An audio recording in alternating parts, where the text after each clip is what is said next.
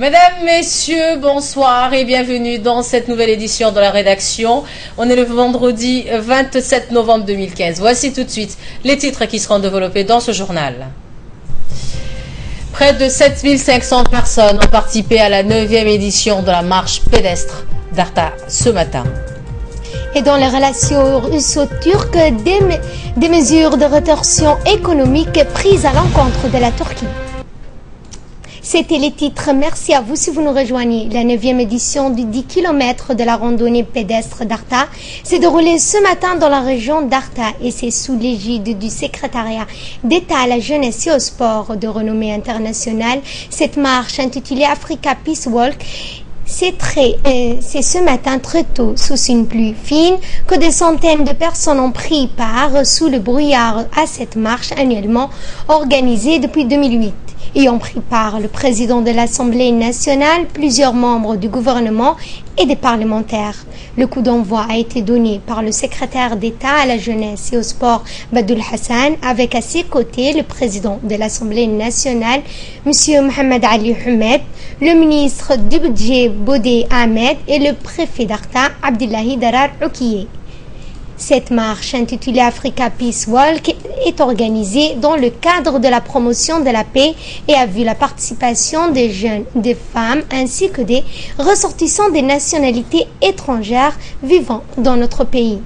D'après le secrétariat d'État à la jeunesse et au sport, près de 7500 personnes ont participé à cette marche pédestre ce matin à Arta. Le secrétaire d'État à la jeunesse et au sport, Badoul Hassan Badoul, a dans une interview qu'il nous a accordée, exprimé ses sentiments quant à cette marche pédestre d'Arta. Écoutons ses propos. Donc, je suis très heureux de participer à la 9e édition d'Africa Peace Walk. C'est une marche que tout le monde connaît à Djibouti. C'est également le moment de faire la promotion de la paix par le sport. Une fois de plus, les jeunes, les moins jeunes, les femmes, donc tout le monde ont pu participer et ça s'est très bien passé comme vous le voyez. Nous avons fait cette année un seul parcours pour faciliter le travail aux forces de sécurité et de défense afin de leur permettre de mieux assurer non seulement le circuit mais surtout aussi les participants. De protéger les participants et alhamdoulilah ça s'est très bien passé. Je remercie les ministères sectoriels qui nous ont aidés afin que cette marche puisse se dérouler, que ce soit le ministère de la Défense, celui de l'Intérieur, également le ministère de la Santé qui ont pris à bras le corps vraiment cette organisation et surtout je félicite le préfet d'Arta pour cette belle organisation et ainsi que le personnel du secrétariat d'État à la jeunesse et au sport. Toujours concernant la marche annuelle d'Arta, plusieurs participants ont exprimé leur réaction. Écoutons-les. Vendredi 27 novembre, beaucoup de jeunes, énormément de jeunes ont répondu à l'appel du secrétariat d'État à la jeunesse et au sport concernant sur la participation du 9e édition du randonnée pédestre d'Arta. Et tout s'est très bien passé. Il y a eu beaucoup de jeunes ont répondu à l'appel, à peu près l'effectif de 5000 jeunes, y compris les membres du gouvernement. Et donc on va parcourir une distance de 12 km, 6 km aller et retour. Et tout s'est très bien passé. On a très bien profité le climat agréable d'Arta, de cette ville. Et voilà, alhamdoulilah, je remercie les organisateurs de cette journée. C'est une très belle journée et j'en suis très contente. Et c'est la première fois que je participe à cette marche et voilà. Tout s'est bien passé, alhamdoulilah, avec une meilleure vue, un bon climat. Voilà, je vous remercie. Oui, c'était vraiment une très bonne chance d'être avec tous les Djiboutiens et de différents quartiers et qu'on puisse faire cette descente. C'est une expérience première pour nous, mais c'est à refaire toutes les années. Également dans ce journal, la cérémonie de distribution des parrainages de charia de chaque année qui s'est tenue ce matin au sein de l'école de la sagesse où 123 orphelins ont pu recevoir des chèques des mains des responsables du Diwan Al-Zakat présents. Cette distribution a été présidée par le responsable de parrainage de Diwan al-Zakat, Adan Hussein Adan, en présence de l'adjoint des parrainages de Diwan al-Zakat, Khaled Mohamed. Les activités des parrainages, comme les aides et les dons des organisations de bienfaisance, aussi bien nationales qu'internationales, passent par le Diwan al-Zakat qui redistribue les matériels aux personnes les plus nécessiteuses. Rappelons que le Zakat est le troisième pilier de l'islam. C'est donc un devoir incontournable pour chaque musulman qui a le moyen de payer.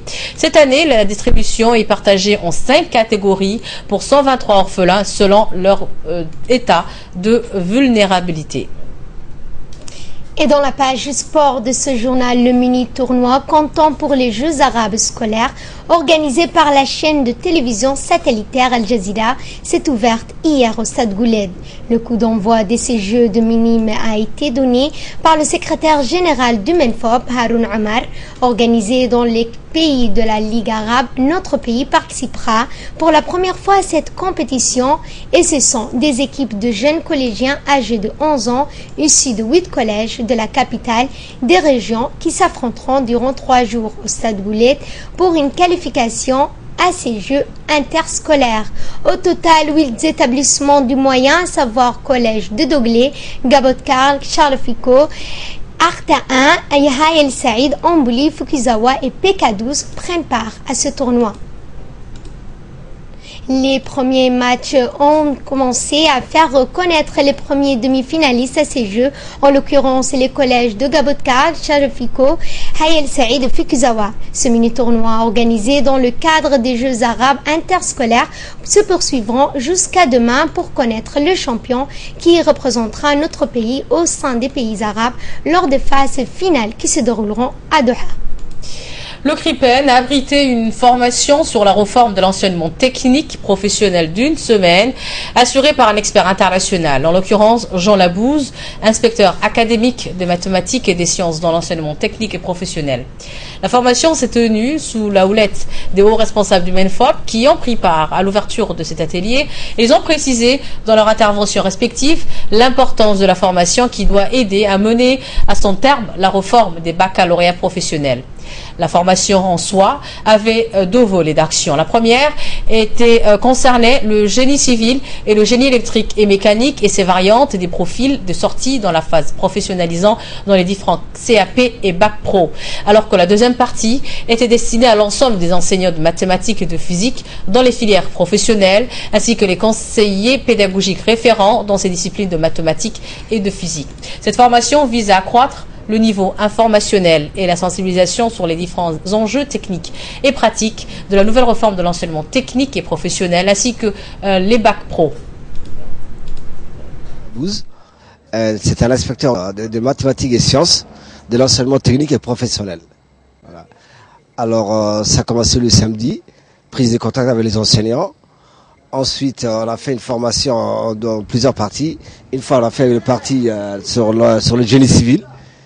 Le lundi, suivi de génie électrique et mécanique le mardi. Aujourd'hui, on a fait une réunion avec l'ensemble des enseignants de mathématiques et de physique, de l'enseignement technique et des conseils pédagogiques des disciplines respectives physique et mathématiques.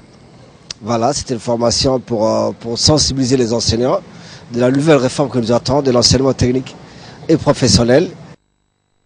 Il s'agit de créer et mobiliser toutes les compétences des disciplines à la formation technique et professionnelle du MENFOP.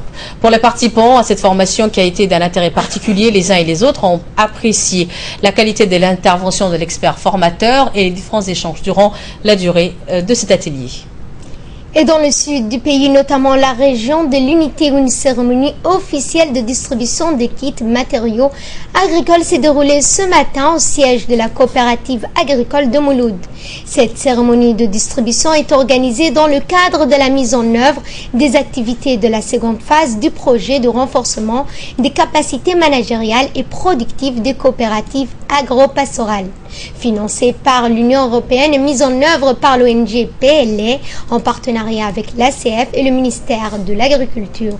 Les équipements et matériaux agricoles sont ainsi destinés à être utilisé pour accroître la production maraîchère des coopératives bénéficiaires afin d'atteindre les résultats attendus du projet.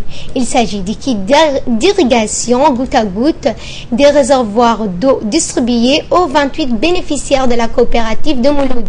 Ces dernières suivront une formation sur l'aménagement des sols et en technique d'irrigation goutte à goutte sur la fertilisation des sols la semaine prochaine avec une équipe de formateurs nationaux spécialistes dans ces domaines. On note la présence à cette cérémonie le préfet adjoint de la région de Dikil et le préfet de Mouloud, le président de l'association PLE. Autre nouvelle du pays pour terminer avec l'actualité nationale. Comme vous l'avez tous remarqué ces derniers temps dans la capitale mais aussi dans ses environs, nous assistons à quelques averses des pluies intermittentes, signe que la saison de pluie est arrivée à Djibouti.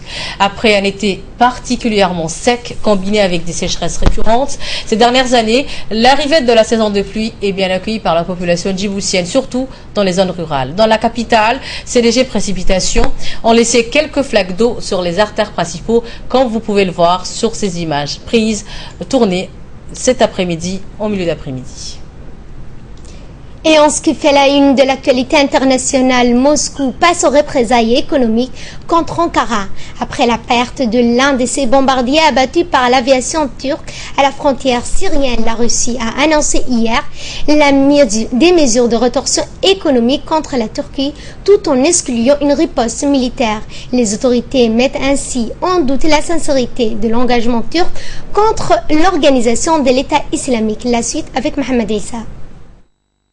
L'heure de Black Friday a sonné pour les Américains. Ils étaient nombreux ce matin à se ruer dans les magasins pour profiter des soldes proposés par les commerçants qui misent, eux aussi, beaucoup sur ces vendredis noirs, entre guillemets, pour écouler leur stock et gonfler leurs recettes.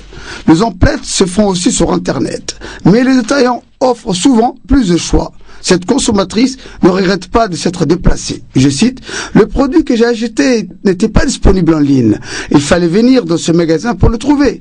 Maintenant, je l'ai, donc je suis contente. » Fin de citation. Et pour être sûr d'être totalement comblés, certains se sont levés plus tôt pour être parmi les premiers à entrer dans le magasin. Je cite, « Je suis arrivé ici vers 3h30 du matin. Ils ont ouvert à 5h, ce qui fait 1h30 d'attente et nous sommes très satisfaits de nos achats. » Le Black Friday, qui suit la fête de Thanksgiving, marque traditionnellement le coup d'envoi des fêtes de fin d'année aux États-Unis. Le concept, très prisé par les Américains, s'est depuis exporté un peu partout dans le monde, notamment en Allemagne, en France ou en Italie. C'était les images du Black Friday où l'heure du Black Friday a sonné pour les Américains. Ils étaient donc nombreux à se précipiter dans les magasins.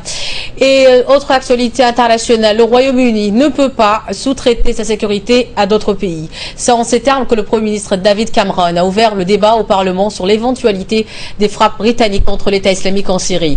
Les parlementaires s'y étaient refusés en 2013, mais pour David Cameron, il y a désormais urgence. Toujours avec mon Médissa. Le Royaume-Uni ne peut pas sous-traiter sa sécurité à d'autres pays. C'est à ce terme que le Premier ministre David Cameron a ouvert le débat au Parlement sur l'éventualité des frappes britanniques contre l'État islamique en Syrie.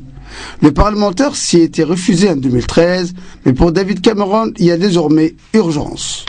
Au cours de 12 derniers mois, nos forces de police et de sécurité ont déjoué pas moins de 7 projets d'attentats au Royaume-Uni, a-t-il déclaré. Tous étaient directement liés à l'État islamique ou inspirés par sa propagande. Je n'ai donc aucun doute sur le fait que ce soit dans notre intérêt national d'agir pour les arrêter. Et pour les arrêter, il faut agir en Syrie. Les avions britanniques mènent déjà des frappes en Irak. La Commission parlementaire des affaires étrangères avait estimé début novembre qu'il valait mieux s'en tenir à une action diplomatique en Syrie. Mais nombre de députés sont désormais moins réticents, notamment dans les rangs de l'opposition travailliste. Le vote est attendu pour la semaine prochaine. Fin de ce journal, merci de votre fidélité. Je vous souhaite à toutes et à tous de passer une excellente soirée avec la suite de nos programmes télévisés.